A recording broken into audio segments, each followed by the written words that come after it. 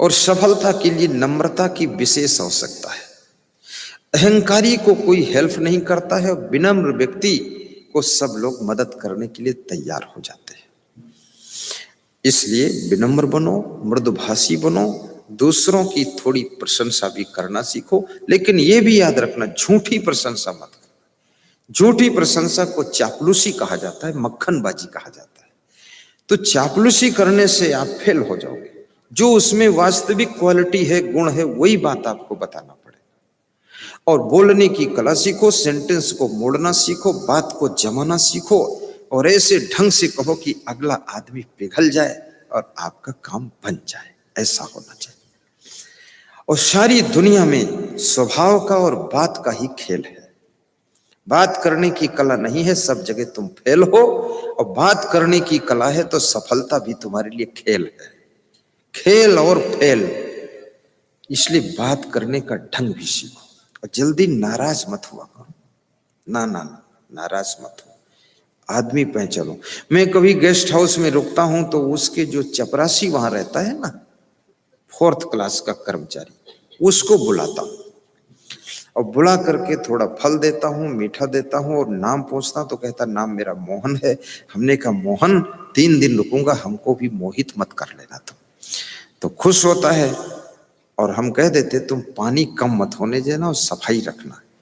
खूब जुटा रहता, खूब खुश रहता, और लास्ट दिन अपने परिवार को लाता, दर्शन कराता है, और प्रेम पा करके गुरुमंत्र लेकर शिष्य भी बन जाता है। ये सारी कलाएं सीखो, छोटे से छोटे आदमी को डील करो, अन्यथा वो टंकी पानी नहीं चढ़ाएगा, तुम फिर असमंजस में पड़ जाओगे। हर आदमी तो इंडिया के अंदर दुष्ट प्राणी भरा हुआ है। अगर डील नहीं कर पाओगे तो जहां जो बैठा वहीं बिगाड़ देगा। उसको डील करो, और अगर डील कर लिया तो हर जगह रास्ता आपका खुला हुआ है, सब रास्ता खुला हुआ है।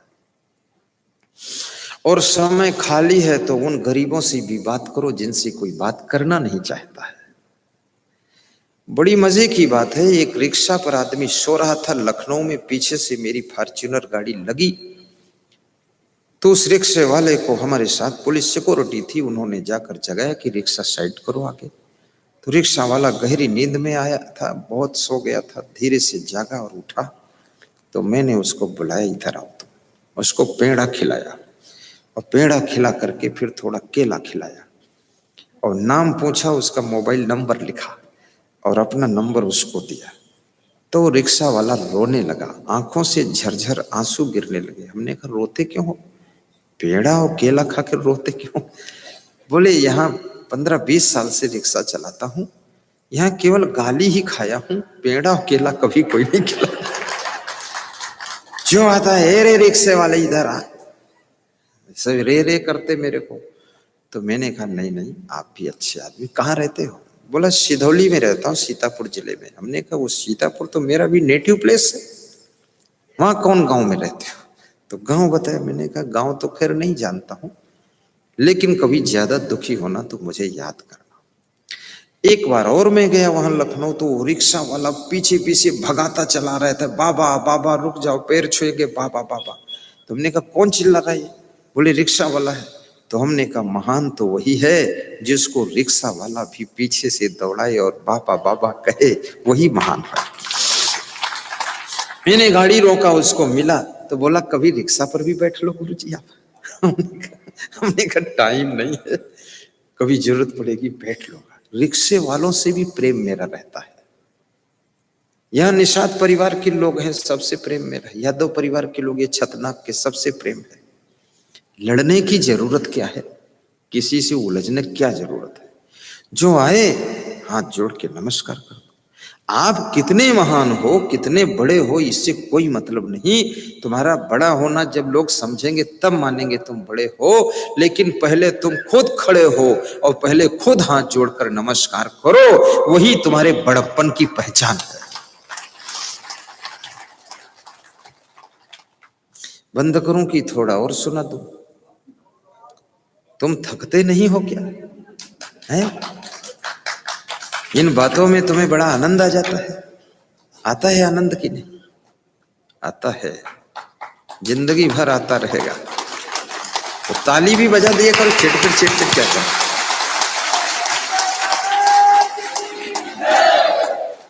क्या बात, देखो ये राजस्थान की आवाज है, कितना जोरदार है। पहले जो आवाज थी वो हरियाणा की थी।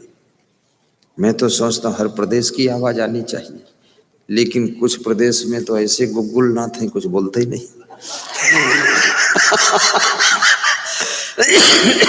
2-2 घंटे प्रवचन सुनाता हूँ, यूं ना बोले हैं कि जय है आपके।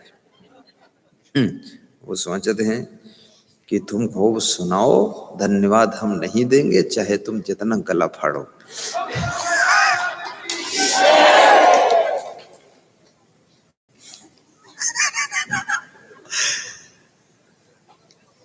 मुस्कुराते रहो और हंसते रहो। बाबा बोलिए। मुस्कुराते रहो और हंसते रहो, वक्त जीवन का यूं ही निकल जाएगा।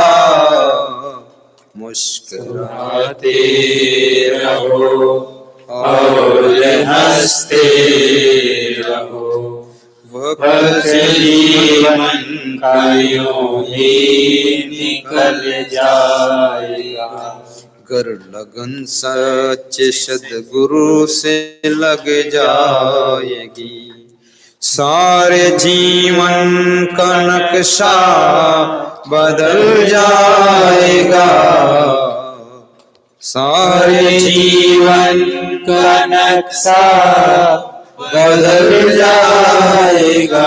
कोई ये मत सोचना कि ये रात भर चलाएगी, बैठे रहो, घबराओ मत, 4 मिनट में छोड़ दूंगा। ये महिला कहाँ जा रही है? बैठ जा, तेरे पति को जाने दो, तेरे पति हिम्मत नहीं तो तेरे को छोड़ कर जाएगा। तू बैठ जा, मैं जानता हूँ। जीवन का यूं ही निकल जाए। कोई आदमी अपनी गाय भैंस छोड़कर नहीं जाता, तो पति पत्नी छोड़कर कैसे जाएगा? बाहर खड़ा रही इंतजार, अब देखो कब निकलेगी यहाँ से।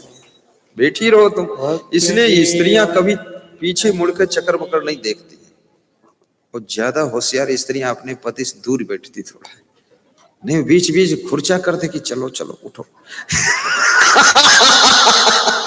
और उससे दूर बैठी है, मोबाइल लगा हुआ तो मोबाइल साइलेंट, तो तड़फड़ाता रहता पति, ये कब निकलेगी सत्संग, हम डूब गए हैं, क्या कर रही है।